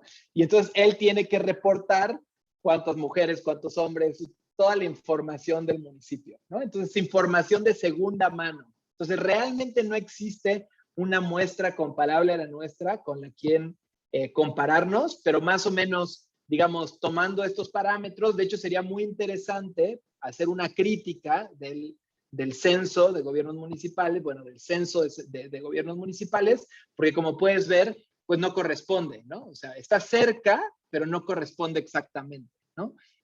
Cuando haces una muestra aleatoria de realmente los trabajadores del municipio, pues salen números ligeramente diferentes, ¿no? El municipio reporta más mujeres, la edad promedio es más elevada, hay más jóvenes trabajando que no están siendo reportados en el censo de gobiernos municipales, los años de educación son más bajos en realidad de lo que reporta el gobierno municipal y los salarios también son más bajos cuando reporta la persona que cuando los reporta el gobierno municipal, ¿no? Algo importante, bueno, pues reporta el presidente municipal. Algo aquí bien interesante es que, por ejemplo, no puedes saber los salarios de los altos directivos, ¿no? En el censo, porque simplemente no están a nivel municipal, los agregan a nivel estatal para que tú precisamente no puedas saber cuánto ganan los jefes de departamento, ¿no? Solamente se sabe a nivel estatal ese dato. Pero bueno, aquí es No incluimos a los jefes de departamento, que sí los entrevistamos, pero no, en esta comparación no están, ¿no? Nada más para saber. Entonces, está bastante cerca, pero pues no es exacta. Entonces, sí, la siguiente, por favor. Entonces, lo que hicimos fue presentarles estos diferentes, estas viñetas a todos los funcionarios públicos. Estos son digamos, ejemplos de las áreas en las que les presentamos. Por ejemplo, saltarse la ley en un trámite para beneficiar a un particular, en ventanilla, en archivo no archivar minutas, en presupuesto asignar dinero de forma no presupuestada, compras, asignar compras sin licitación cuando por ley debería licitarse, ¿no? Siguiente. Y también algunas de nuestras viñetas eran, concretas y algunas eran abstractas, ¿no? Siguiente.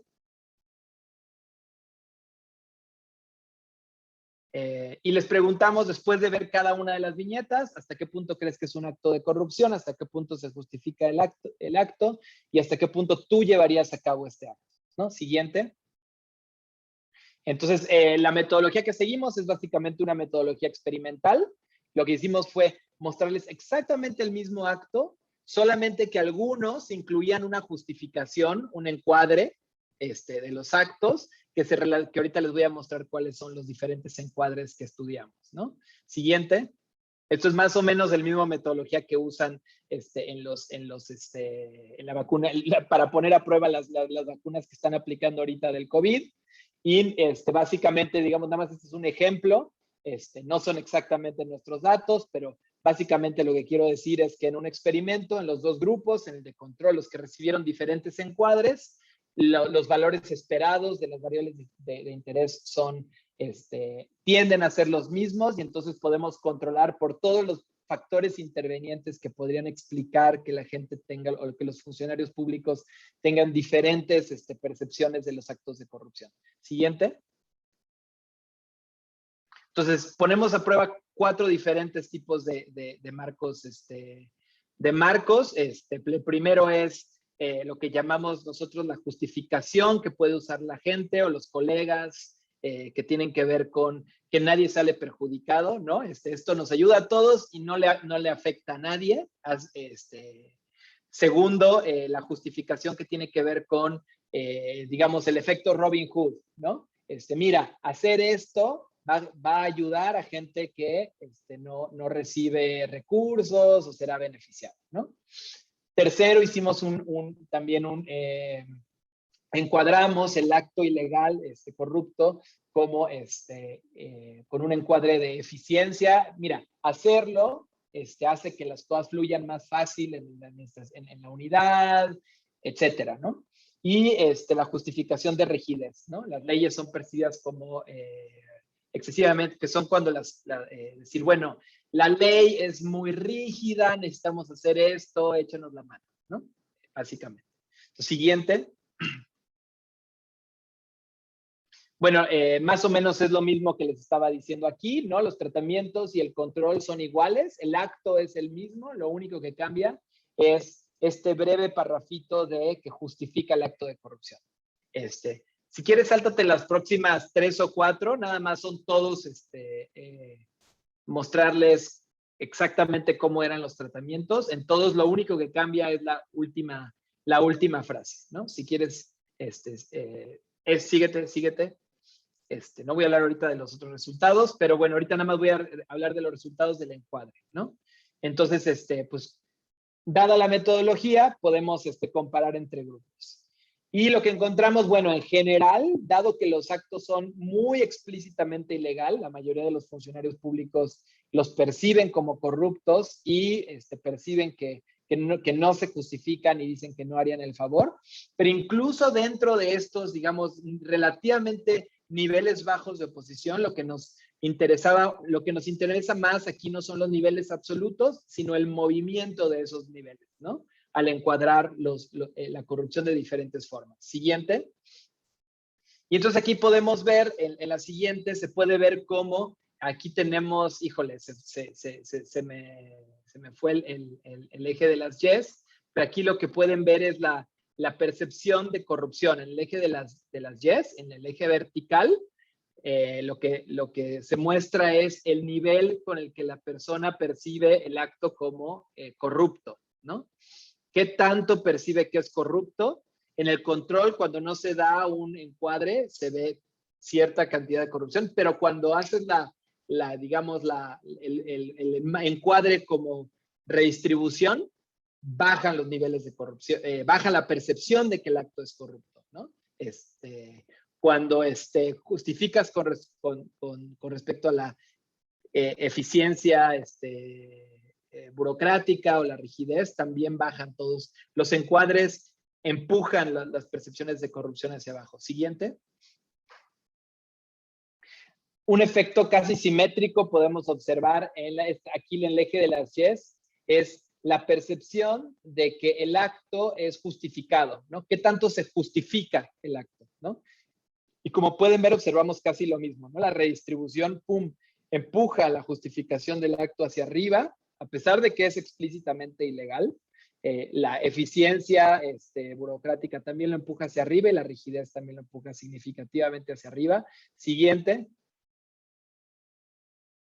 Y finalmente vemos la disposición a participar en el acto. Aquí es muy interesante, ¿no? Porque digamos, los frames prosociales o los que tienen que ver con hazme el favor porque tiene que ver esto, ayuda a la sociedad, no tienen mucho impacto o no tienen un impacto significativo, pero los frames, los marcos organizacionales, es decir, esto ayuda a la organización a hacer mejor su chamba, empuja más a los funcionarios públicos a decir que sí harían el favor, ¿no? Sí participarían en el acto de corrupción, ¿no? Entonces, siguiente, ya para terminar, las conclusiones, es que, bueno, los marcos contextuales, los marcos comunicativos, sí cambian la forma en que los funcionarios públicos perciben, justifican y se disponen a cometer actos claramente corruptos. Les recuerdo, aquí les describimos actos, a veces usábamos la palabra ilegal, muy probablemente si hubiéramos usado actos más grises, más medias tintas, los efectos serían todavía más acentuados. Lo que no queríamos tener aquí es esa como ambigüedad, ¿no? De que si realmente estamos estudiando corrupción o otra cosa, ¿no? La corrupción no es únicamente una negociación de utilidad. Nuestros datos muestran que no es únicamente una negociación de utilidad. Incluso, bueno, si leen el artículo, incluso se muestra como un trade-off, ¿no? Entre estas negociaciones, hacer el ofrecimiento explícito, tienes que pagar un premio, ¿no? Porque la persona ya sabe que está haciendo algo corrupto, ¿no? Versus hacerlo de esta otra forma es una vía alterna a llegar a cometer un acto de corrupción. No es suficiente alterar las penas y combatir la inmoralidad del acto, sino también tenemos que entender que la corrupción es un acto comunicativo y la comunicación juega un papel súper importante en que se lleven a cabo los actos de corrupción y en la consolidación de la corrupción en las organizaciones, ¿no? Y pues sí, es necesario construir intervenciones para atender la corrupción como un fenómeno comunicativo y social, ¿no? Siguiente. Pues muchas gracias y aquí les va el regalito. Ese es si copian o typean ese link, van a encontrar el link a todo el paper, ¿no? Háganlo ahora antes de que Political Behavior lo ponga detrás de una pared de pago. Entonces, ahí lo tienen. Sáquenle un screenshot o véanlo en YouTube y podrán leerse el paper. Y muchísimas gracias. Yo les quiero agradecer a todos ustedes y de nuevo a todos mis colegas, porque la verdad he aprendido muchísimo y para mí es algo bien bonito hacer ese tipo de trabajo multidisciplinario, ¿no? Muchas gracias, doctor. Excepcional. Doctores, felicidades también. En la comunicación, lo importante de la condición del lenguaje y el acto comunicativo. Muchas gracias, de verdad, doctor. De lo que he podido recopilar, existe una duda de una compañera del CPC, de la comisionada Josefina Díaz, que me permite transmitirle. Se la enfocaría al doctor Bustos y a la doctora Irma, a ver si la podemos contestar un poco brevemente. Dice que en base a esta investigación que están proponiendo sobre las contralorías y sobre su diagnóstico, ¿cuáles serían algunas recomendaciones para poder mejorar su funcionamiento y poder fortalecerlas para que den resultados. Si tienen algunas aproximaciones, les cedería el uso de la voz a los dos, pero también le pediría que cuando terminen de elaborar o de contestar, doctor Oliver Mesa, si usted me honra con cerrar este foro, comprometiéndole a que puedan venir otra vez Iceberg a presentar lo que están haciendo más. Sé que hay más investigadores, más estudiantes haciendo cosas. Entonces, contestar esta pregunta, si pueden, doctor Bustos, Irma, si tienen algunas aproximaciones o reacciones a este comentario. Y doctor Oliver, por favor, el cierre.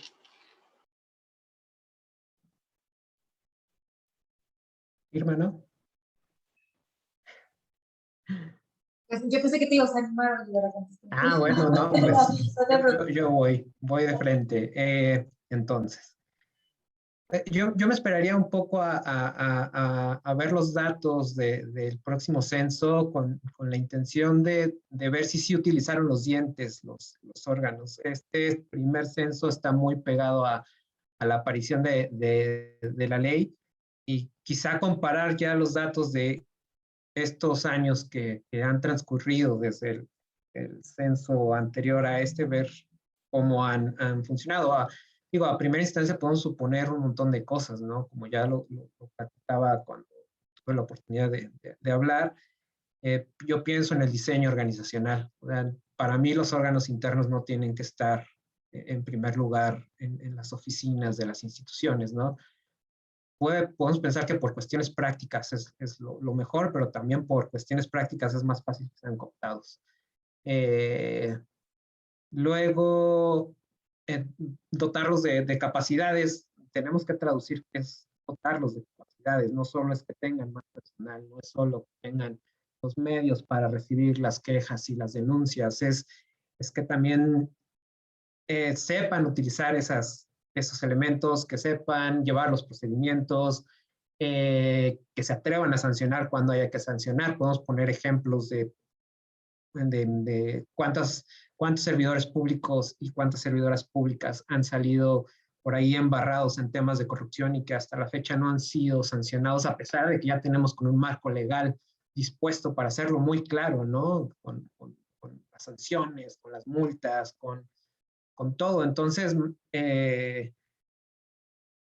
yo me atrevería, o lo que yo plantearía es ponernos a analizar qué es esto de la capacidad, si los mecanismos que les otorga la ley a los órganos internos son los idóneos, y qué pasa. Vemos, repasar un poco lo que platicábamos en la exposición, los temas de declaraciones patrimoniales e intereses. Me parece que es un instrumento que al menos permite dar seguimiento a qué está pasando allá adentro, ¿no?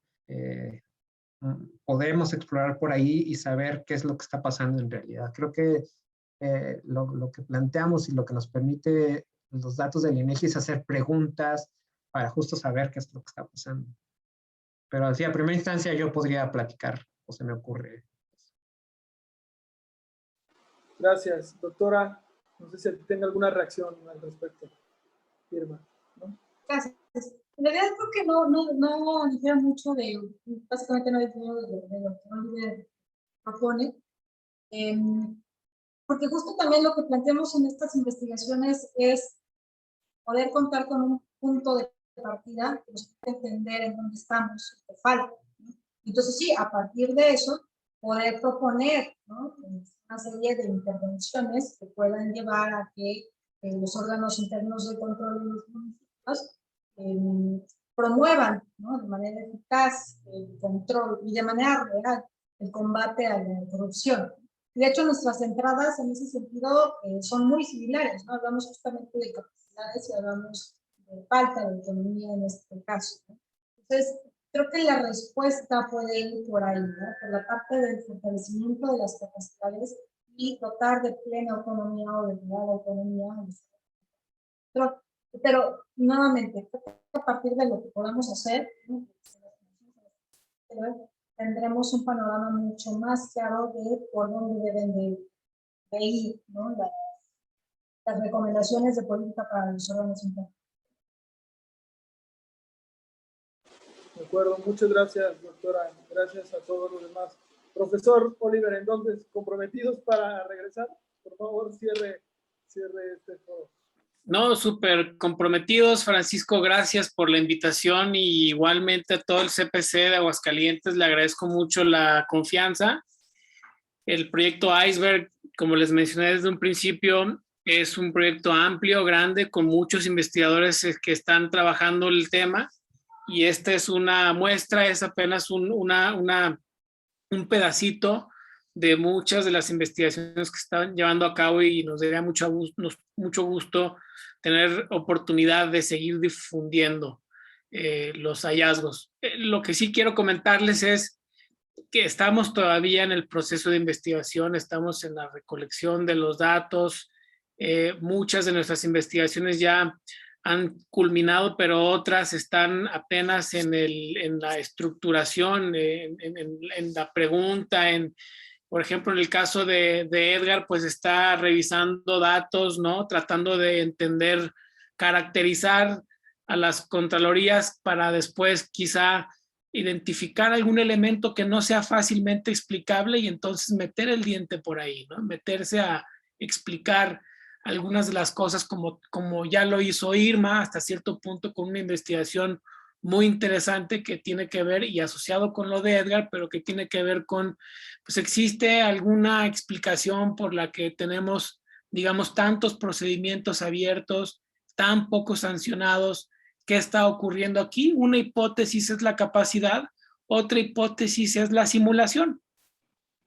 Y la pregunta es, bueno, y hay un montón de otras posibles respuestas entre un umbral y el otro. Entonces, el tema de las contralorías municipales es un tema que nos llama mucho la atención y que queremos llegar a tener mucha mayor claridad precisamente para poder ofrecer implicaciones de política pública más allá de lo que podría parecer obvio, ¿no?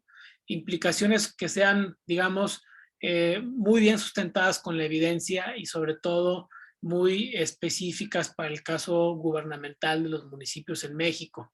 Y como ese ejercicio, estamos también adentrándonos poco a poco al tema de recursos humanos, al tema de la contratación, que está muy asociado con actividades que este CPC ha impulsado de manera importante, como es la profesionalización. Sí, en efecto, el tema de los recursos humanos a nivel municipal, pues es un tema importante, es donde estamos reclutando a nuestros funcionarios públicos, cuál es el perfil de nuestros funcionarios públicos que reclutamos, cuando este proceso de fondo y por diseño podría estar también viciado de muchas formas, ¿no? Y algo que me interesa mucho resaltar es el tema del gobierno municipal es muy importante, mucho más allá de la trivialidad con la que a veces nos aproximamos a la corrupción, señalando que esta se barre de arriba para abajo. Yo diría que en el caso mexicano y de un gobierno federal, donde un porcentaje importante de los funcionarios públicos que eventualmente llegan al gobierno estatal y al gobierno federal pasan por el gobierno municipal, y donde una gran cantidad de servicios públicos con las que los ciudadanos tienen contacto proviene de los gobiernos municipales, pues básicamente el gobierno municipal es la puerta de entrada para ciudadanos y para profesionistas del interés público.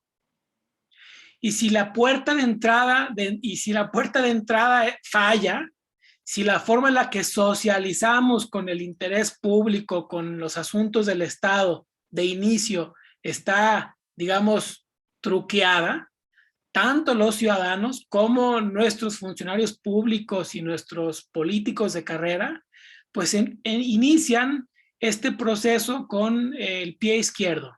Y yo creo que esta es una parte importante que vale la pena resaltar sobre los gobiernos municipales y cómo es nuestra principal puerta de entrada hacia los asuntos públicos. Desde aquí deberíamos de estar observando el tema de la corrupción y sobre todo combatiendo la consolidación de la corrupción. Sin más, querido Paco, estimados panelistas y colegas del CPC y auditorio, Yo de mi parte cierro para mí, para nosotros, y gracias, Paco, te dejo la palabra. Gracias, profesor. Nos llegó una pregunta en el Facebook. Quisiera un par de minutos más para desahogarla, para no dejar de comentarla. Es dirigida a la doctora Pérez Chíquez. Si lo puede reaccionar en algunos minutos para dar finalización. Ahora sí, dice la pregunta, a partir de los dos tipos de confianza, ¿se puede analizar la interacción que tienen otros actores institucionales o sociales para vigilar y regular las redes de corrupción? Y de no ser así, ¿cómo pueden existir actores en la administración pública que de manera organizada o desorganizada puedan continuar tomando los espacios de transparencia y de instituciones anticorrupción al tiempo que existen actores incapaces de intervenir en sus actos? No sé si dé para contestarla o quisiera luego reaccionar de forma, no sé, por texto. No sé, doctora Pérez Chíquez, ¿le cedo el uso de la voz? No sé. Adelante. Brevemente, no, ¿verdad? Es una pregunta sumamente compleja, difícil de responder y además para la cual no tenemos una contestación, ¿verdad? Y por eso es la importancia de entender más estos temas, entender más el tema de la confianza, cómo se desarrolla, cómo se mantiene, cómo se pierde, igualmente con la complicidad, porque hay mecanismos diferentes envueltos que están promoviendo la corrupción desde esta manera de relacionarnos. Entonces, primero, pues es identificar cuál es el tipo de confianza que prevalece y aunque podría parecer insignificante, como dijo Oliver en el caso de los recursos humanos, permea todo, ¿verdad? Muchas veces las contrataciones están basadas en quiénes confiamos, quiénes son de mi partido, quiénes son de los nuestros, y sacamos a los que no, a los que desconfiamos. O sea que igual la confianza, la desconfianza, ¿qué es lo que hace que o confiemos o desconfiemos, verdad? Porque en el caso de la complicidad es la coparticipación en la actividad ilícita. Si Edgar está participando conmigo, entonces él es de mi confianza, ¿verdad? Si Irma no, entonces pues no, ella no participa en la actividad, ella no es de confianza, la castigo, la saco. Entonces pues eso dificulta. Entonces más que tener una contestación para la pregunta, es resaltar la importancia de poder primero identificar cuál es el tipo de confianza que impera. Tal vez el tipo de confianza que impera es hacia el gobierno. O sea, ¿verdad? Pues todo esto va como en gradaciones, no es una cosa sí, la otra no. Entonces, ¿cuál es la que prevalece y qué se puede hacer para cultivar otro tipo de confianza en las instituciones, en los líderes que entran con nuevas ideas y debilitar el otro tipo de confianza que esté compitiendo? Muchas gracias, doctora, de verdad, y muchas gracias a todas. Con esto finalizamos. Nos vemos hasta la próxima. Gracias. Gracias a todos.